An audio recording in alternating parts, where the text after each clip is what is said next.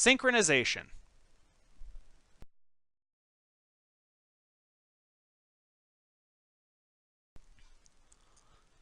When dealing with resources that can be shared between threads, it is important to keep these resources stable. In other words, it is generally a bad idea to modify data from one thread while another thread is also writing or reading that same resource. .NET provides many constructs to help protect against these threading bugs that can be a nightmare to resolve. There is no one right construct to use, as each satisfies different needs. Now, the concept of synchronization is probably going to be one of the most complicated things to deal with in programming that you've seen to date. The reason is we tend to think as humans with one train of thought.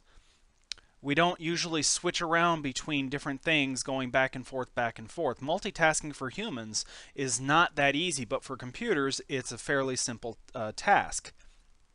Now the problem here is we have to deal with volatile resources on the computer. When we have 10 threads running and they all access the same data, it is possible that one of those threads can manipulate that data while another thread is also manipulating that data. This could lead to issues such as data corruption or exceptions. So to prevent that from happening, we have different techniques we can use to surround or protect individual items or data members so that they can only be accessed by one thread at a time. And this type of access can be locked at the reading level, the writing level, or just entirely. This object can only be touched by one thread at a time. So there are many different techniques we can use, and we're going to start with some of the simpler ones, such as event triggering. Now, event triggering isn't necessarily the best technique to use in all circumstances, but it does allow very simple cross-thread communication so threads can communicate with each other when a particular resource is available or when they are done.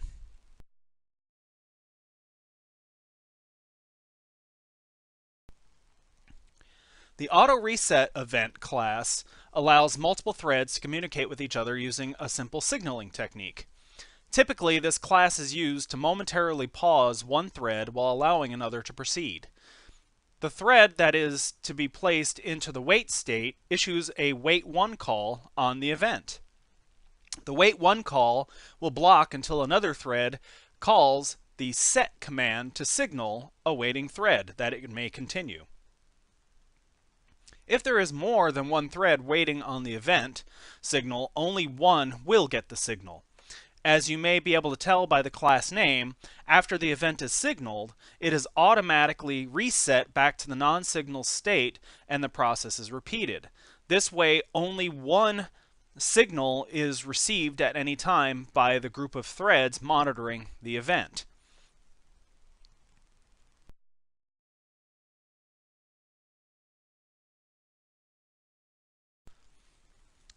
Manual reset event and manual reset event slim are very similar to the auto reset event. The difference is after the call to set is made on the manual reset events, it is not automatically reset until some thread issues the reset command. Now, manual reset event slim is a lighter weight version of its bigger brother, so to speak, that can be used when your events don't cross process boundaries and the wait time is short, typically less than a millisecond. We talked about spinning earlier with the spin wait command. This is very similar. It actually utilizes a spin wait command within the slim manual reset event, so it doesn't lose context and it can actually work faster this way. However, if the triggering isn't done within that millisecond time, it'll automatically revert to the non-slim mechanism. Now, most of the synchronization classes we're going to cover has this slim variety as well as the regular variety. Again, the slim variety typically uses a spin wait, while the other one uses basically a context switch.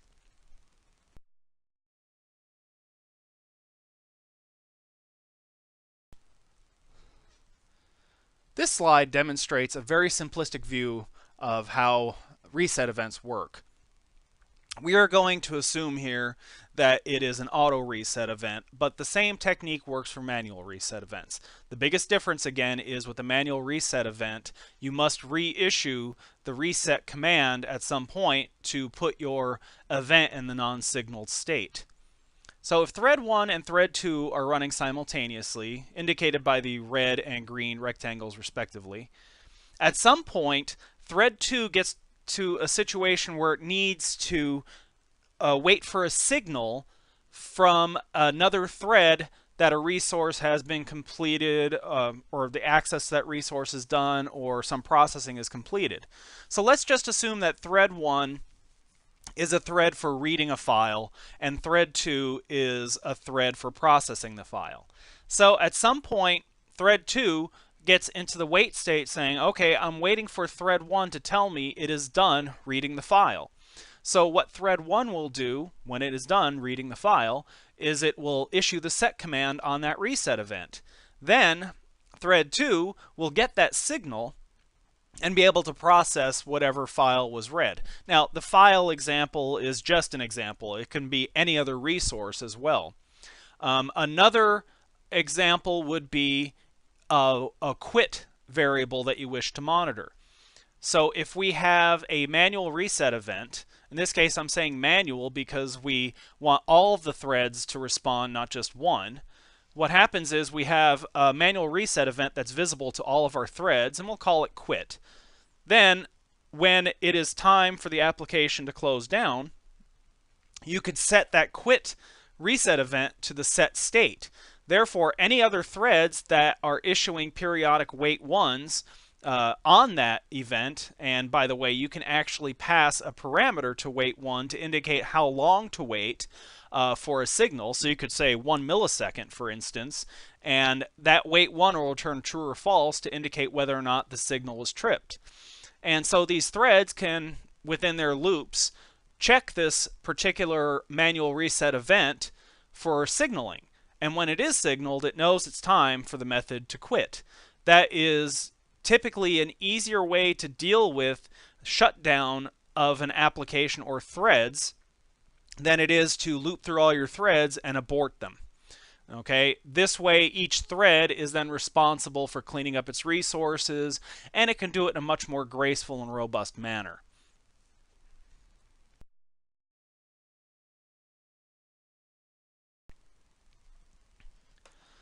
The monitor class is like a security guard, providing access to a resource, typically a reference type field, to one thread at a time.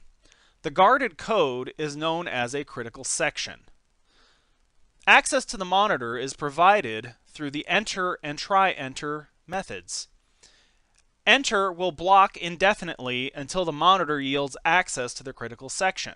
Try enter provides a mechanism to wait for a specified amount of time before failing. A ref bool parameter indicates if the lock succeeded. When access is no longer needed, exit is called. Always use monitor within a try finally block to prevent deadlocking. Now, the monitor class, and we'll talk about this later because the lock command in C# actually utilizes the monitor class. But the monitor class allows you to pick a sentry. And a sentry is not sentry as in 100 years, sentry as in a guard. A variable or a field that you wish to protect. Now, let's say, for instance, you have a list within your class that you want to prevent simultaneous access on it, but the rest of the class can be manipulated in a multi-threaded manner. What you can do is place a monitor around this particular object, this list. And so anytime you wish to enter a critical section, in other words, a section where you are guaranteed exclusive access to this list, what you can do is do the monitor.enter command on this particular field, on that list. Then every method that has this monitor enter or try enter command will be blocked until access to that particular resource is guaranteed to be exclusive.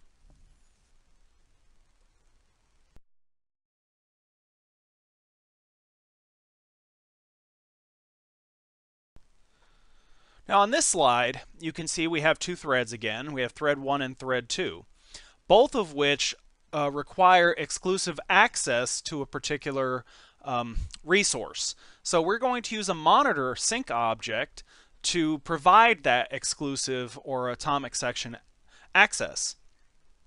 So thread 1 is the first to issue the enter command to say, I want to guarantee access to a particular resource. Okay, after it issues the enter command, there's a certain amount of time while it's blocked, as indicated by the light-colored ellipsis block. Then the monitor yields access to that particular thread, so the lock becomes acquired. And then for that remaining section where it says owns lock, nothing else can acquire that particular access. Now thread 2, just a little bit after thread 1 was given exclusive access, it decides it wants access to that data as well.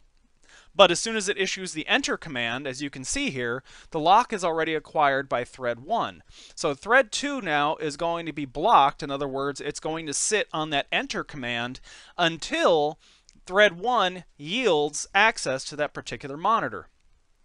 So then thread 1 issues the exit command, and then from then on out, it doesn't own the lock, but it continues executing on whatever it had to do. But at that time, the monitor issues the lock to the next available thread in the queue. So it says, okay, thread 2 requested access, so I'm going to give the lock to thread 2. Then for some amount of time, thread 2 owns the lock, and then at some point it will also issue an exit command, and then at that point it will not own the lock anymore as well. So this would protect some value that is being locked on. Now, just to be perfectly clear, if we were using the actual list object to be locked on, so we had some kind of generic list of student objects, and we say monitor.enter and we pass that list, the list itself is not really being protected. Okay, there is nothing that actually protects the code.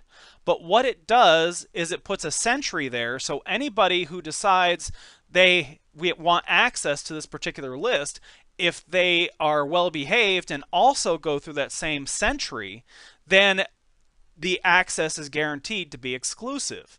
Now, like I said, it doesn't actually prevent that list from being accessed by multiple threads. All of the threads have to participate willingly in this particular scenario. And it's for this reason it is never a recommended process to put the sentry variable publicly in your class. We don't want to cause external access to block basically the class that owns the object. So anytime you lock on a particular object, it should always be owned exclusively by the class that has that particular resource. Okay, so never make those objects public. If it's the case where it has to be something publicly exposed, then what you need to do is create an otherwise private object inside of your class. And it can be of type object. The sentry variable can be whatever you want as long as it derives from object. Okay, so you could actually just create a private object called myObjectLock, and then you can issue the enter and exit commands on that particular sentry variable.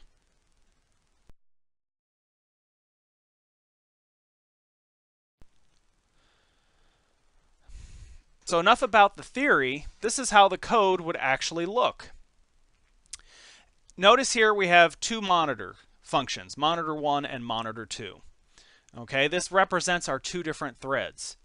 So with monitor 1, it attempts to acquire the lock, and notice here there is some variable that's going to be called m_monitor_lock. It doesn't matter what that happens to be. I just made it up and pulled it out of thin air.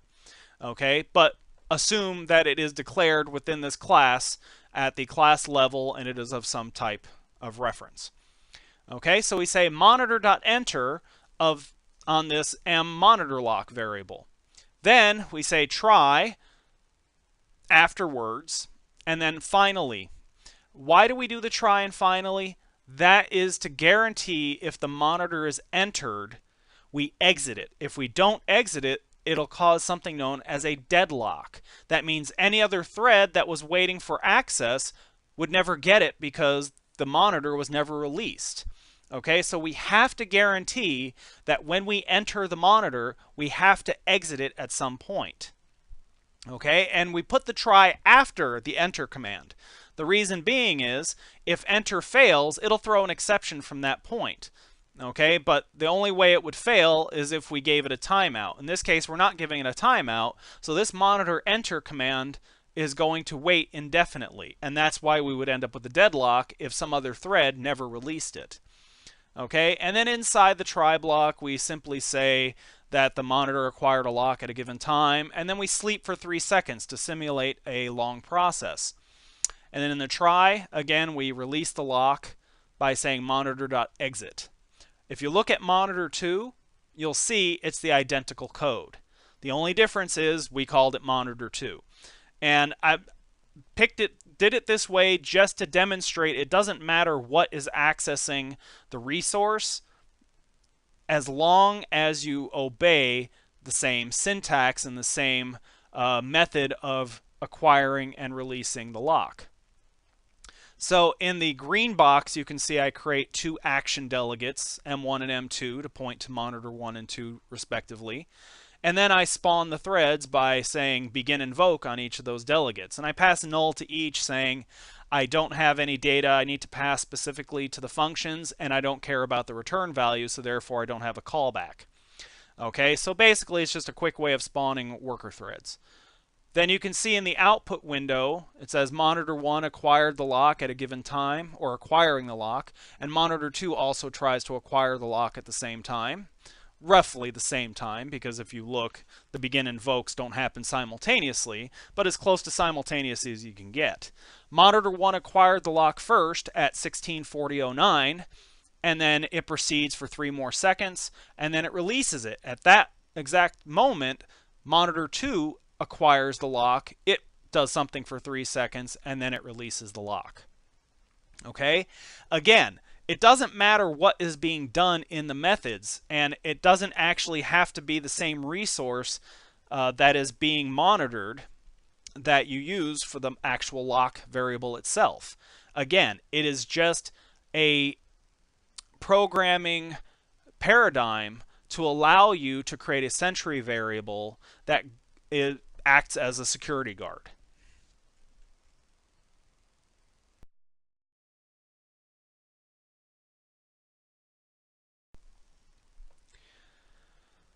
When 2 or more threads require access to the same resource being protected by a monitor, care must be taken to avoid deadlocks.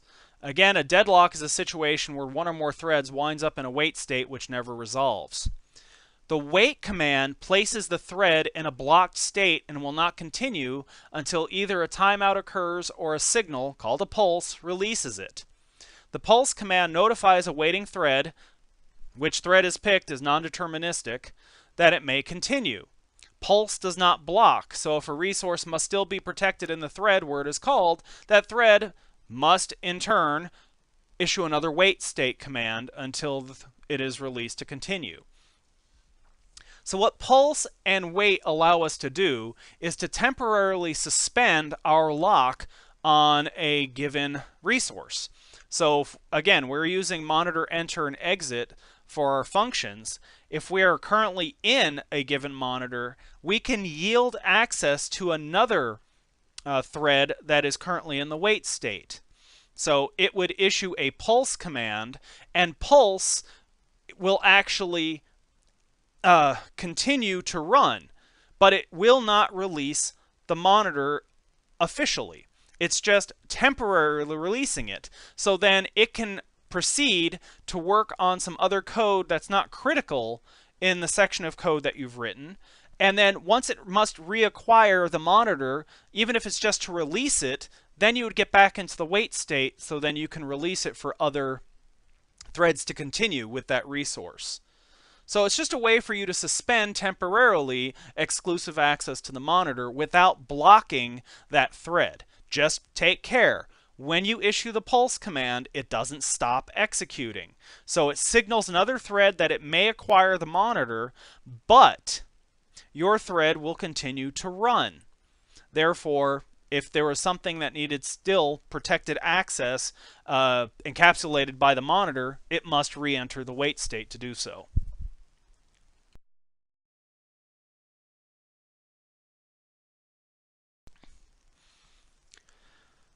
In this example, I'm going to demonstrate how pulse and wait interact with each other. Notice on the right we have a class called myQ. It's a generic type. Inside we have a generic list of items and two methods, enqueue and dequeue. Also note we're not using monitor enter and monitor exit. I'm using the C# analogous lock command. Lock is pretty much identical to monitor.enter and then the try with the finally and the monitor exit that I showed you in the previous slides. So lock allows us to avoid having to use the try block. So anytime lock completes execution, we have a guaranteed release of that lock. Okay, so let's take a look at enqueue. Lock M items. So it's actually going to use the M items list as the sentry variable. And this is okay because we do not publicly expose that variable outside of the class. Remember, that's a no-no. So we lock on that, and as soon as we acquire the lock, we add an item. Then what we do is we signal the next thread in line waiting for the lock. Upon receiving the pulse, the waiting thread is moved to the ready queue and can reacquire the lock. So in this case, monitor.pulse is issued telling the next thread, hey, I'm done, and then it basically releases the lock immediately because it no longer needs it. So the lock command is done and the function has completed enqueuing the item. Now on dequeue, this one also does a lock on the items. However, it may not have any items to retrieve out of the queue necessarily. So what we have to do is make sure we actually have items we can retrieve.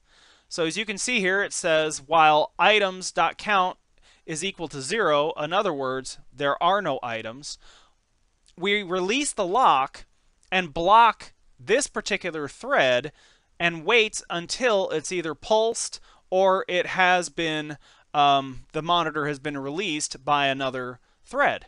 So it sits in the wait state, again, locking on the exact same M items. Then, once the lock has been acquired by the wait command, then it is free to retrieve an item out of the queue and then remove that item and return that item. And we are still in a critical section because we're still within the master lock that was issued immediately after starting the dequeue command. So in this particular scenario, we lock on a particular sentry, we wait until we get exclusive access, and then if we don't have any items to process, we simply go into a wait state waiting for, in this case, the enqueue method to pulse, which will tell us, okay, we have an item ready to go, and then it will retrieve the item. If no items are ever enqueued, it will basically perpetually wait in the dequeue method. So if we look at the methods MWP1 and MWP2 for monitor wait pulse 1 and monitor wait pulse 2, on the left you can see the first one enqueues 10 items and the second one dequeues the 10 items. So when we enqueue the items in this particular thread, we sleep for 1 second in between the enqueues. And then on the retrieval or the dequeuing of the items, we have no analogous wait or sleep command. So that thread is just going to process the items as fast as they are released by the enqueue method.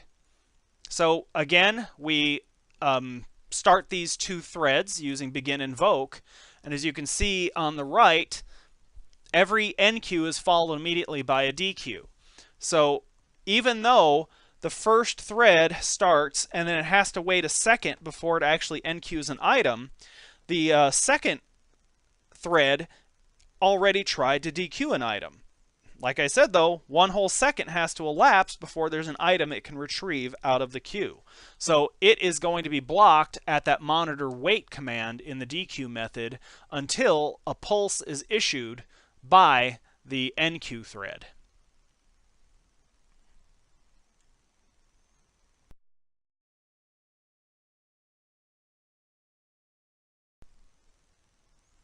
Now, as I mentioned, the C#'s lock statement is pretty much analogous to the monitor.enter and then try finally construct, as you can see here in the example. So instead of having to write the try and finally, as you see in the blue box, you can just say lock on that particular monitor and you achieve the exact same code. It definitely shortens the amount of code that you have to write to do a standard monitor enter and exit. And as I showed you in the previous example, just because you use lock doesn't mean you're restricted from using the other monitor methods like wait and pulse.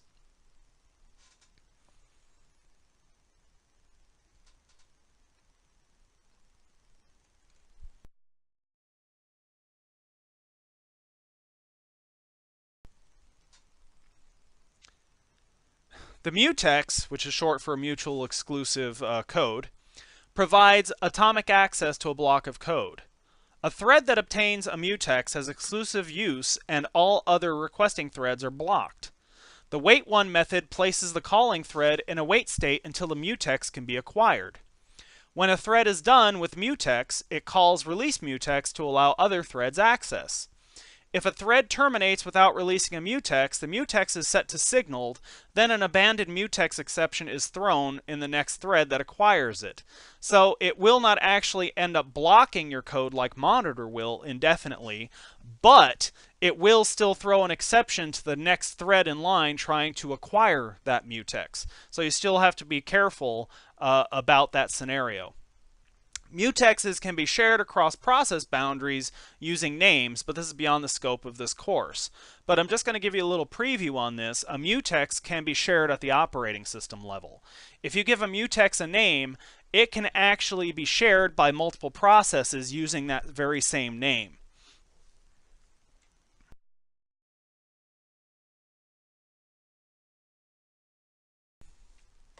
So here's an example of a mutex.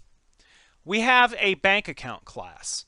Notice in this bank account class we have a mutex and we're going to call it lock, mlock.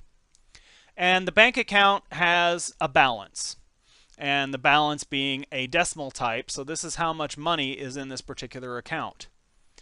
Then we have a public property called balance, which returns that balance and allows you to set the balance. And notice here it doesn't let you set a negative value because you can't start a bank account with no money.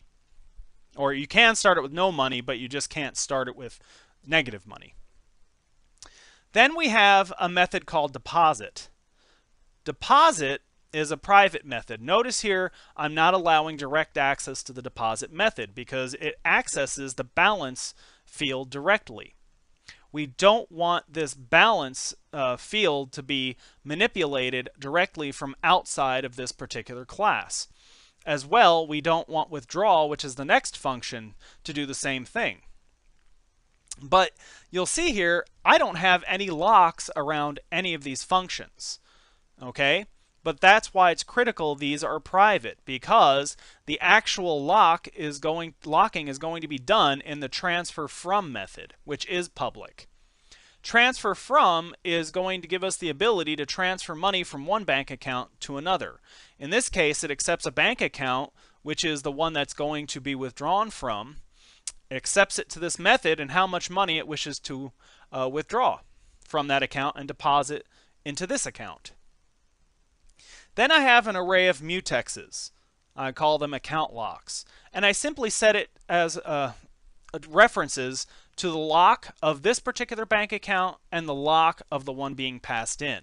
So we have two different mutexes being contained in an array. And you'll see why in a second.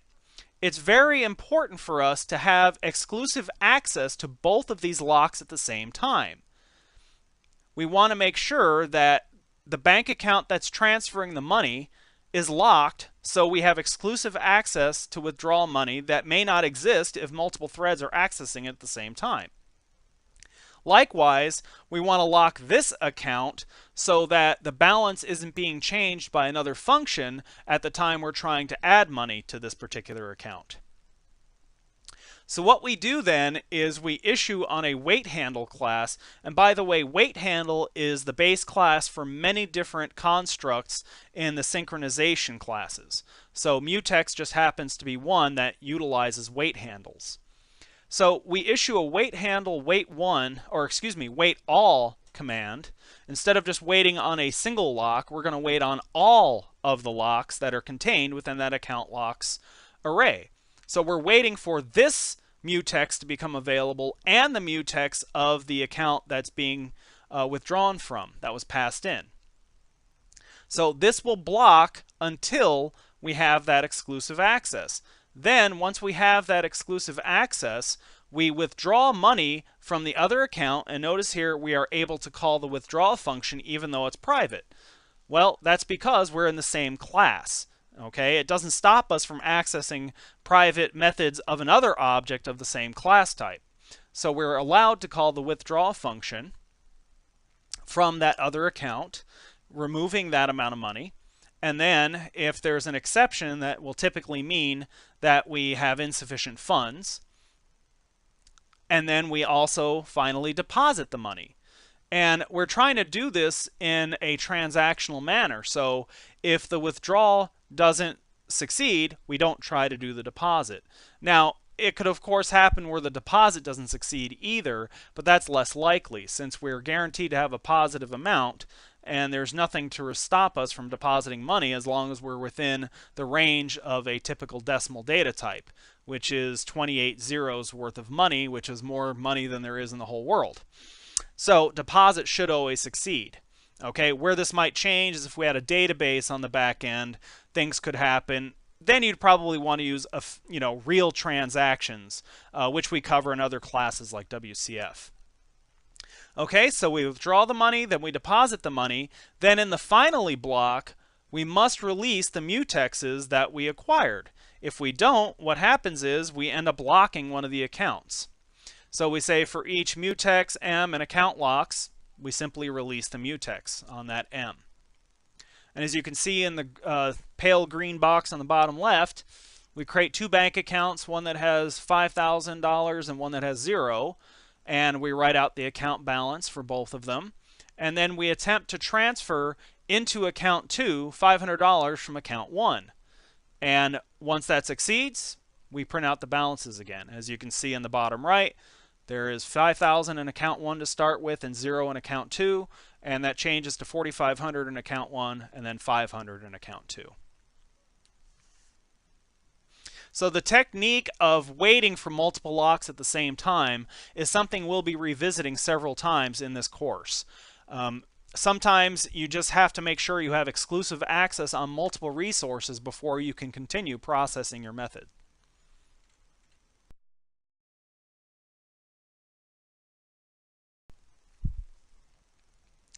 Now, reader-writer lock accomplishes a different type of lock than what we saw with monitor and mutex. In this particular case, we have a scenario where we have a resource that allows simultaneous reads, but only changes to one thread at a time. So let's just think about a list class, for instance.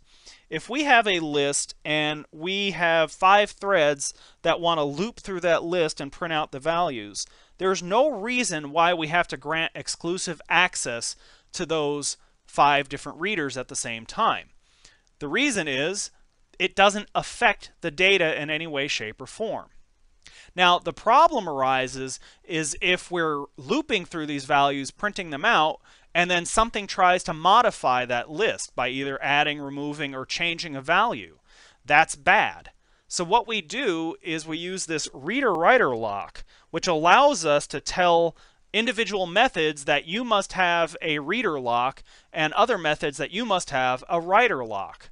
Now, multiple reader locks are allowed to run simultaneously, but once a writer lock tries to establish a lock, it must have exclusive access. By doing this, it gives us the guarantee that we only lock the resource entirely when we actually have to make a change. But if we're just trying to read, there's no reason to lock it down so multiple objects can't read it at the same time. Now, this particular reader-writer lock, and again, there's a slim version, is good for the producer-consumer model, which is very common in programming, where you have one thread that is producing data and another thread that is consuming it. Now, again, the consumer could be just a reader. Consumers can also be writers. It depends on what it is you're trying to do. And for that reason, the reader-writer locks are upgradable. So if you acquire a read lock on a particular reader-writer lock, then if you decide, gee, I need to actually make a change even though I've acquired a reader lock, you can upgrade it to a writer to allow that exclusive writer access. That way you don't actually have to relinquish the entire lock and start the method over, for instance.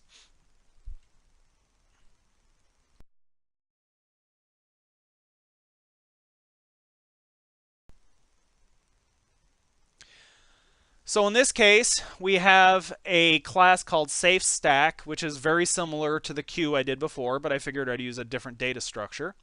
So we have this thing called SafeStack. It has a private list of items, which should look similar, but instead of a mutex or a monitor, we have a reader-writer lock slim, and we call it mlock. Now, to pop an item or to push an item requires that we have write access to the values. However, the difference is with pop, there's no guarantee we actually have any items. Okay, so if we are going to pop a value out of there, out of the stack, first, before we have to acquire a writer lock, we should just make sure there's some data available. So what we do with pop is we set the return value to the default for that particular item type.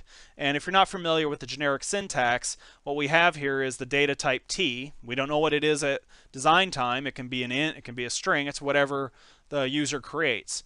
So we say t item equals default of t. That basically gives us the default value for whatever data type this is. So if it's a reference type, it gives us null. If it's an int or a long, it gives us 0, etc. Then we issue the enter upgradable read lock command. That will say, okay, we want to enter this particular reader-writer lock initially with read-only constraint. Okay, but because we said it's upgradable, at some point we might want to issue a writer lock from within this very same lock. So we check first of all, do we have any items? If the count is greater than 0, yes, we do have items. Now we must enter the write lock, because when we pop something off of a stack, we're physically removing something, so we're changing the stack. So we want exclusive write access. So we'll say mlock.enter write lock. Okay, so this will block until all the other readers that have been processed are complete. Once the readers are done, then the writer will get access, or any other writers that we're waiting for that matter. So then we read the items. We say item equals items.last, and then we remove at that particular item, and we then exit the write lock. Remember though, this only exits the write lock. We still have to exit the upgradable read lock. Now, in the real world, I would wrap this in a try block. The reason being, it's possible between the time we check to see if there's items and the time we actually acquire the write lock, we could have lost items out of the stack, and therefore we could be trying to read an item that no longer exists. So it's a good idea to always put this type of code within a try block so that when we encounter an exception like that where there are no more items, we still release all of the locks that we acquired. Now push is a little more straightforward because we don't need to start with a reader lock and then get a writer lock. We always know when we push we need a writer lock. So we simply say mlock.enter write lock, and we add the item to the list, and then we exit the write lock. pretty straightforward and standard. Looks really no different than something like monitor enter, monitor exit. Just be aware, with monitor, it has no affinity for reads or writes. It basically has all or nothing. With the reader-writer lock, we can still have many readers accessing at the same time. Now, what would be a reader? Well, peek. If you look at the peek command, you'll see we assign the default T to the base item that we're going to return of type T. And then we say mlock.enter readlock. Check to make sure we have items. If we do, then we return the last item. And then we exit the readlock. Now, in this case, you might be wondering if we need to also protect with a try block. Again, I always recommend you do it, but there's less likely of that an exception will occur in this case, because we enter the read lock and then we test for the items count. If we've entered the read lock, no other writers can get in here. So if the item count after we acquire the read lock is greater than 0, it's greater than 0. Okay, and then we return the item after we exit the read lock. So peek is very similar to pop, except we never have to enter the write lock because we don't physically change the collection where pop will. And then finally with count, it's not necessary, but it's recommended, again, because we are accessing a value of that collection or that list, which is the count property in this case, that we would still enter a read lock. And as you can see here, I wrap this one in a try block to demonstrate how that would be done to guarantee you exit the read lock.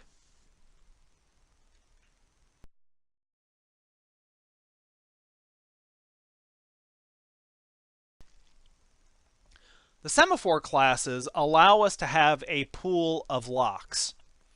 Basically, it allows us to do things like the common bank teller scenario, where we have maybe 3 tellers in a bank and 10 customers that need to be helped.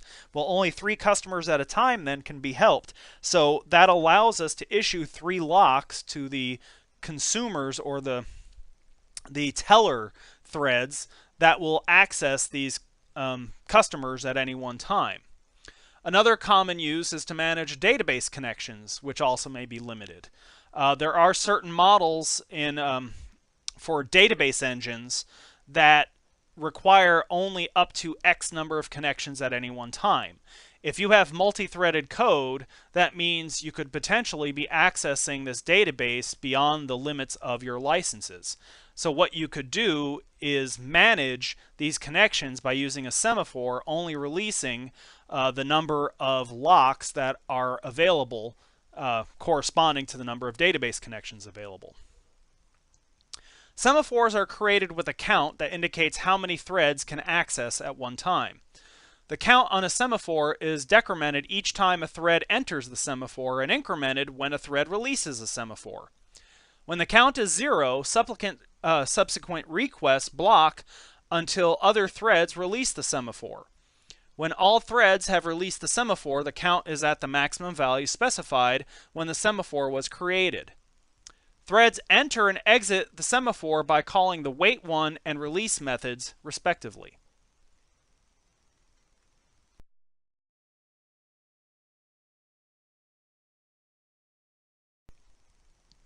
So here's an example of a semaphore. On the right-hand side, you'll notice we have 3 consts. One called number of tellers, number that can be assisted at one time, and then num customers. Okay, so we have 5 tellers, but for some reason we're only letting 3 through at any one time. We have our semaphore, which we're calling teller pool, and we'll set that equal to a new semaphore 0, num assist. What that means is we are going to allow up to 3 semaphores to be acquired at any time, but initially we've released none of them. So it starts the semaphore and anything accessing it into a wait state. If we had started the semaphore with num assist for both parameters, that would say we have a semaphore with, in this case, 3 as the number of locks that can be released, and all 3 will be released immediately. Putting the 0 first means we put everything in the wait state. Then we have a manual reset event where I'm going to demonstrate how we can quit threads if there is no need to process anymore, like the bank is closing so everyone has to go home. and we'll set it to non-signaled. Then finally, I'm going to create something known as a concurrent queue. That is something that's new in system.collections.concurrent, which is new with the TPL. That allows us to create a thread-safe queue. So the DQ and NQ methods that are contained within that class allow us to guarantee access without stomping on the base collection.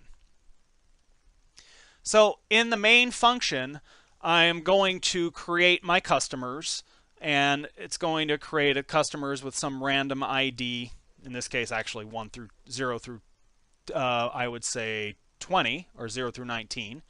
And then they have a starting amount, or amount that they wish to deposit or process, whatever, between $100 and $1,000. Then I loop through the number of tellers that I have. There are 5. And I create a thread for each one of them called teller thread. That function is on the next slide. And then I start that thread immediately. But because I haven't released any of the semaphores yet, it doesn't matter. The tellers can't start helping anybody yet. Okay, then I release the entire semaphore pool at once by saying mTellerPool.release number of assistants, which is 3. So that's going to release all of the tellers that can process at the same time, which will be 3. Then we sit in a wait state, waiting for the customers to all be helped. Then after that, we wait a tenth of a second at every loop while there's still customers in the queue. When all the customers are out of the queue, then I signal to all the tellers that it's break time by saying mquit.set. Remember, mquit is a manual reset event. So those threads, the tellers, are monitoring this variable mquit for it to be set. And if it's set, then we get to shut that thread down. And then we always, in a console application, we wait for the user to hit enter to exit. On the right, you can see we have a customer class, which is made up of a customer ID and an amount.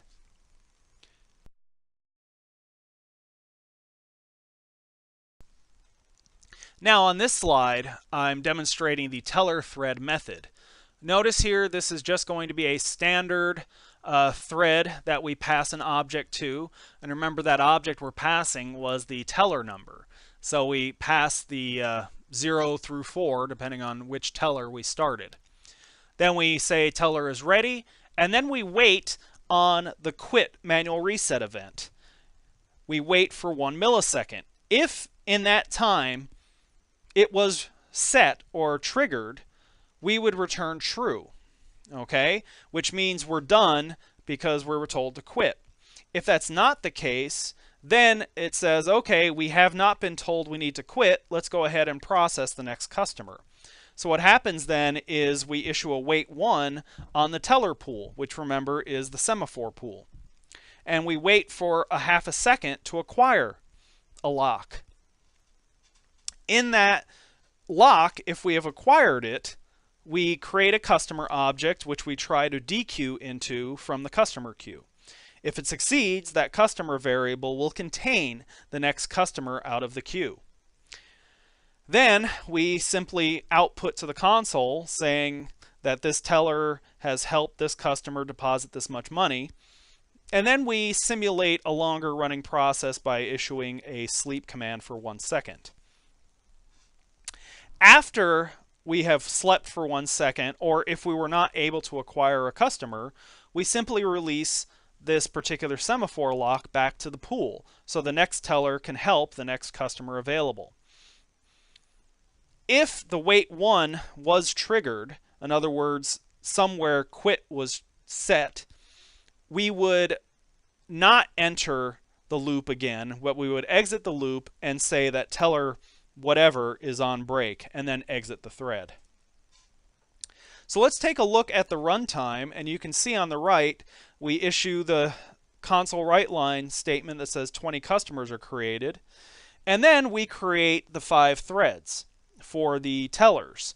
And notice we have 0, 2, 3, 1, 4 in not the order you might have expected. And that's because we're never guaranteed to start threads in the order they're created. This is just the nature of the beast. And it's also an indication that we might have some contention in the console class, because as you can see here, the 5 teller threads created is actually issued after all of the starts on the threads, if you were to look at the previous slide. Okay, so but notice here the 5 teller threads created comes after teller 1 ready, but before teller 4 ready. So again, when you're dealing with multi-threaded code, there can be some very strange behaviors like this, which is perfectly normal. Then, after saying that the teller threads are created, we release 3 of them. Okay, and then we say waiting for all customers to be helped. And then you can see here teller 1, 0, and 2 are the ones that get to help first. Then 3, 4, and 1, then 0, 2, 3, then 1, 4, 0, then 1, 3, 2, then 0, 4, 3, then finally 2, 1. So each of those are processed in order. But notice here, we also have the situation where the output for the different customers isn't necessarily in the order we would have expected either. It's 0, 2, 1, 3, then through 10, then 11, 13, 12, 14, 15 through 19. Not exactly the same order. Again, we have the situation where we're in a multi-threaded environment. Things happen at different times. Different threads are given different resources, different, I guess, quantity of time slices to do their work. So it is possible whenever you do multi-threaded code like this that things may not be processed in the same order that you would have added them to the processing queue. Then after all the customers have been helped, we signal to the tellers it's break time by saying mquit.set, and that triggers all of the tellers to break.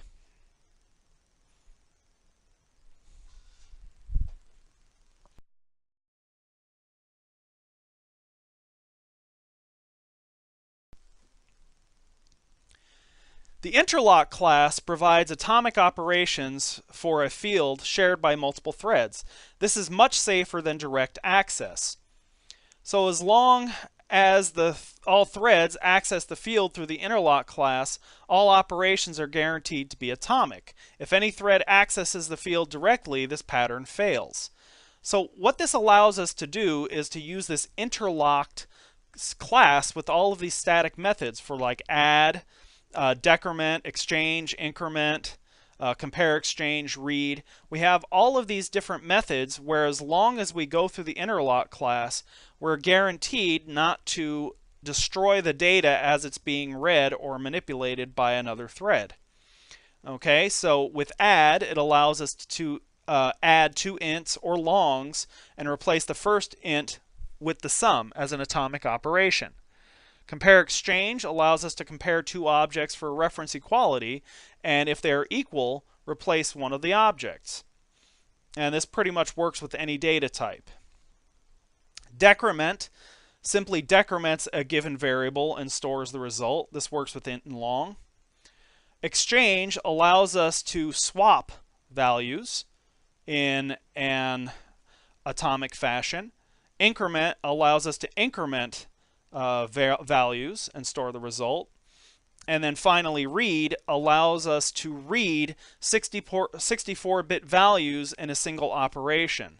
Now, this is only necessary for a 32-bit OS because 32-bit operating systems aren't guaranteed to be able to read 64-bit addresses at the same time. Yes, some of the chips have the ability to support 64-bit operations simultaneously in one atomic operation, but it's not guaranteed for all chips unless they're running in 64-bit mode, and that's why we have this read function. So read is only useful for longs in a 32-bit system.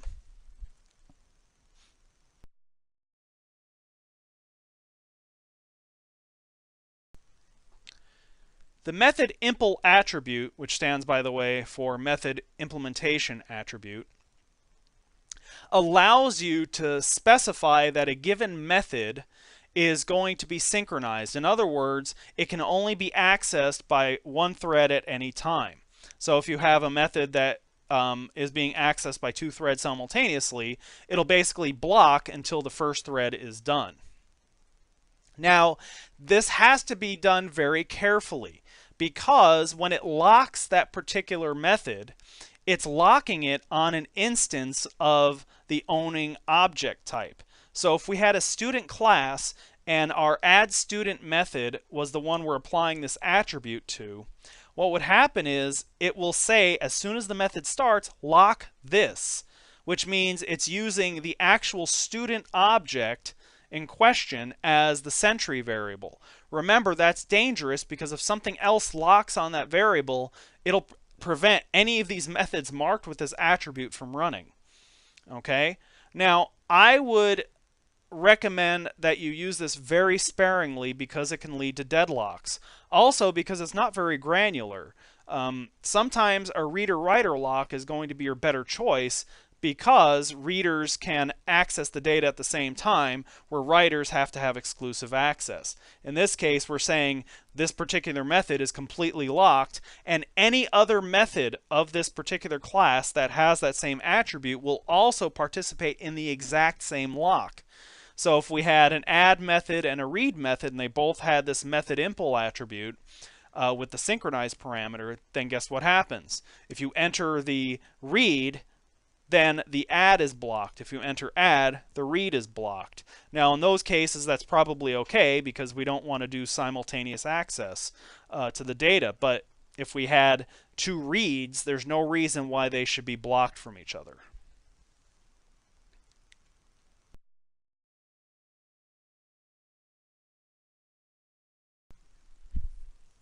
Concurrency collections.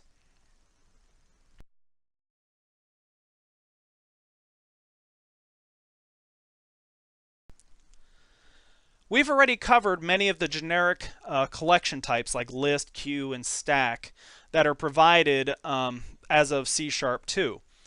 Now, however, with TPL, the Task Parallel Library, we have several new collections which automatically are thread safe. We have blocking collection, concurrent bag, concurrent dictionary, concurrent queue, and concurrent stack.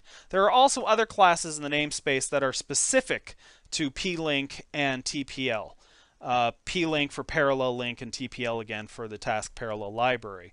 But the 5 that I listed here are useful outside of the context of those two technologies.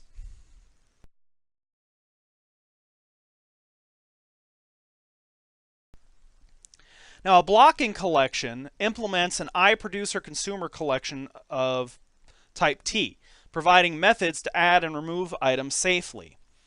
Okay, so this is basically going to give us a standard collection type, but it allows us to do things as far as adding and removing in a thread-safe manner. So we have the add and try-add methods, which will add items to this particular collection. Okay, and as you can guess, there's a corresponding take and try take. You might have thought it was going to be called get, but in this case they call them take and try take, which correspondingly tries to take an item from the collection. We have bounded capacity. This is the maximum number of items that can be in the collection. So this is actually set at the time your collection is created, if you so choose. Now, for our uses outside of plink, probably not that useful. But with plink, it tries to optimize these collections because what it does is it evaluates at the beginning how many items might be needed to hold the destination or the final data. So it doesn't have to do memory reallocations, and therefore it speeds things up. Complete adding is basically a way for you to signal that the collection is now complete. We do not want to add any more items. Again, this is an efficiency thing that's mostly going to be used by the TPL libraries. Count is the current number of items in the collection. Copy to allows you to take this collection and copy it to an array of type T. Get consuming enumerable is what you will call to get something you can loop through for this particular collection. So if you wanted to do a for each, that's what you would have to do. Is adding complete indicates whether or not the complete adding method has been called. Is completed indicates that it's both adding complete and there are no more items. So basically this collection is now empty and you have to dispose of it. Okay, because once you've hit your complete adding target, you can no longer add any more items. And if it is completed, that means all the items have been taken out of the list as well. So this collection can now be reclaimed by the garbage collector.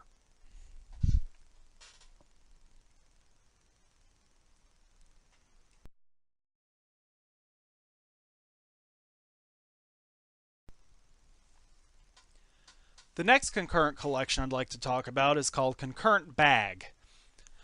This also implements the iProducer consumer collection just like the previous collection did. But bags are useful for storing objects when ordering doesn't matter. And unlike sets, bags support duplicates.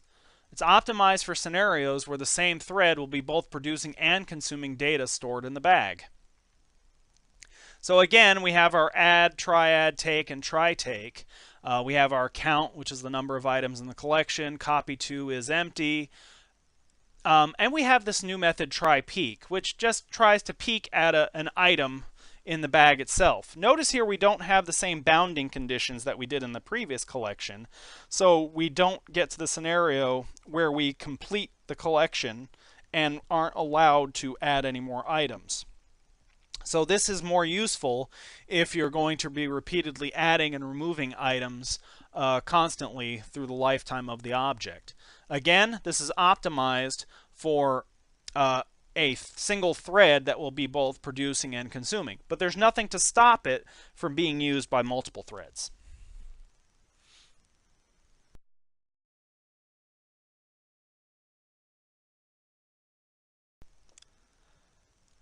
Now, as you've probably guessed, the concurrent dictionary is basically a thread-safe dictionary, just like a standard dictionary in System Collections Generic.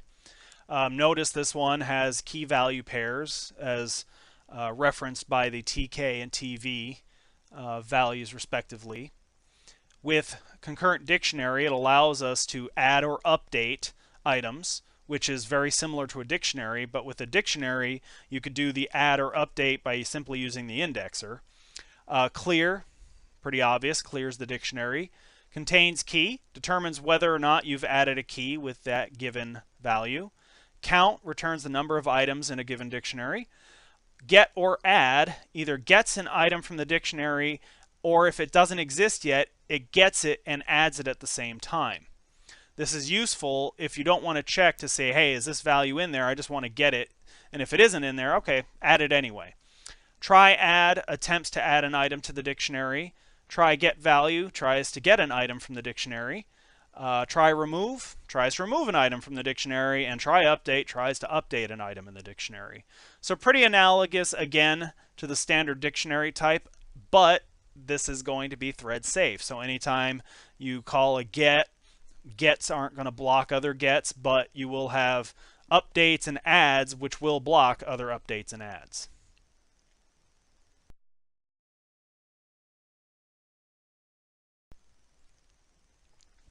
Concurrent queue. Again, doesn't take too much to figure out what this one does. It represents a thread safe queue, which is first in, first out, just like a regular queue. The biggest difference here is instead of just DQ and peak, we have try DQ and try peak. Notice NQ doesn't have a try because it's basically going to block until it succeeds. So NQ will succeed. But why do we have a try DQ and a try peak? Well, of course, because there might not be any items in the queue. Okay, and then we have the ability to check to see if it's empty by saying is empty or the count of items.